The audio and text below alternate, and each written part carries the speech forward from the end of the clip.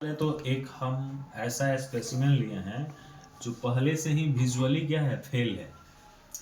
Visually fail है। क्यों fail है? क्योंकि इसका इंस्पेक्शन करना है ताकि इसलिए फेल नहीं है, इसलिए फेल है क्योंकि इसका हम लोग क्लियरली वेल्ड नहीं किए हैं। इस साइड पूरा क्लियर वेल्ड है, इस साइड अधूरा वेल्डिंग किया गया है। दूसरा, इसमें टैग करके वेल्डिंग नहीं किया गया है। तो कहीं भी अगर टैग करके और बीट बीट दे के वेल्डिंग नहीं किया जाएगा तो वो क्या होगा, सप्रेस हो जाता है, तनाव की वजह से डिस्टॉर्शन होता है। वेल्डिंग मारने पे मेटल अपने आप ऊपर की तरफ उठता है और सटने लगता है, तो वही चीज हुआ है, इसीलिए ये ऐसे हो रहा है। तो ये वेल्डिंग डिफेक्ट है, ठीक है। रूट भी इसका देखेंगे आप, तो रूट में भी डिफेक्ट है, ठीक है। रूट में भी डिफेक्ट बनाया गया है, इसलिए बनाया गया है ताकि आप इस चीज़ों को समझे। जहाँ पे गड्ढा है उसको कैविटी बोलते हैं, ठीक है। जहाँ पे उठा हुआ है वहाँ एक्सेस पेनेट्रेशन रूट हो गया है, एक्सेस पेनेट्रेट कर गया है वेल्डिंग, ठीक है। तो एक को सक बैक बोलते हैं, इसको एक को एक्सेसिव रूट बोलते हैं, ठीक है। तो इसका विजुअली आप जब टेस्ट करेंगे तो ये फेल है, ये पास नहीं है। और ऐसा इसलिए इसको बनाया गया है ताकि बताया जा सके कि बेल्ट में डिफेक्ट कैसा दिखता है, और इसको टेस्ट करेंगे तो कैसा कैसा डिफेक्ट आएगा, ठीक है। तो तीन हमारे पास मटेरियल है क्लीनर, क्लीन करने के लिए। तो इससे हम क्या करेंगे, मारेंगे तो क्लीन हो जाएगा। देखिए जो इसमें रेड रेड पहले से है वो सब बाहर हो गया, ठीक है।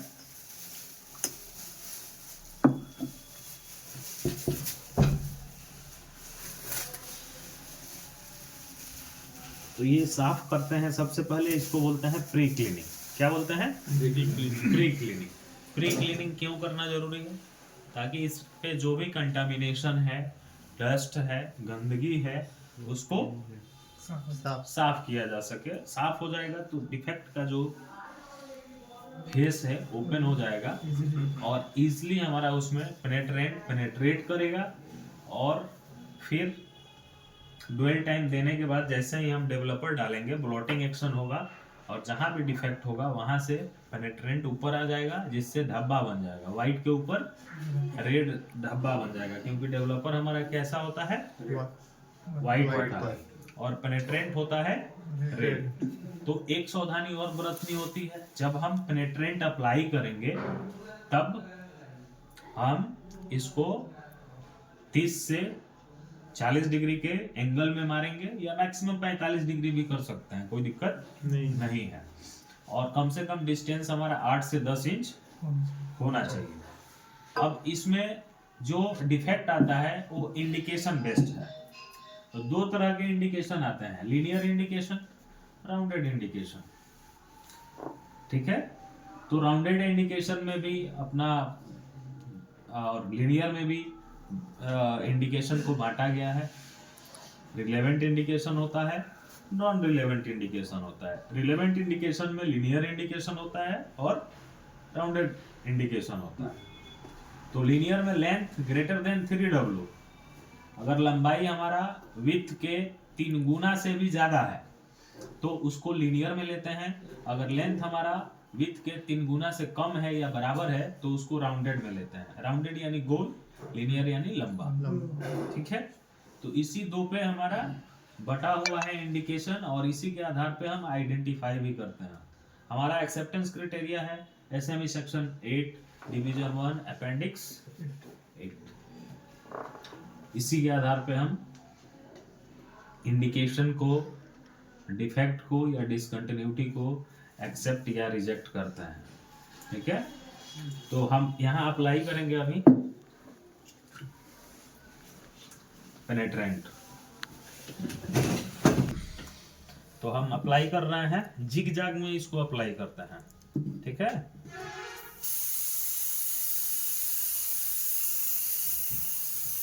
कभी भी जिग जाग में अप्लाई करेंगे। नेगेटिव हो गया है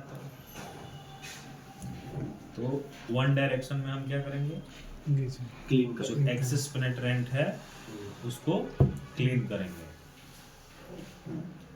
तो पहले नॉर्मल कपड़ा से करेंगे और उसके बाद से सॉल्वेंट का प्लट लो। बहुत गीला। लो, दूसरा लो। कपड़ा लगता है, इसमें कोई दो राय नहीं है।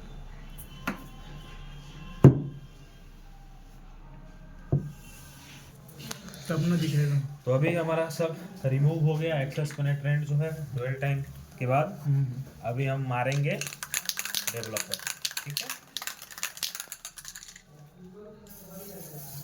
ये क्या जी, दूसरा तो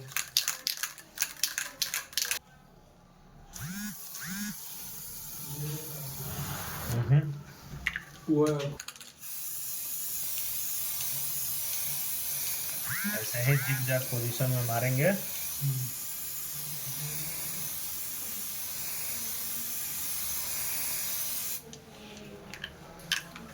तो इसको छोड़ेंगे कम से कम 5 से 7 मिनट, जब तक ये अपना ब्लोटिंग एक्शन का काम ना कर ले, ठीक।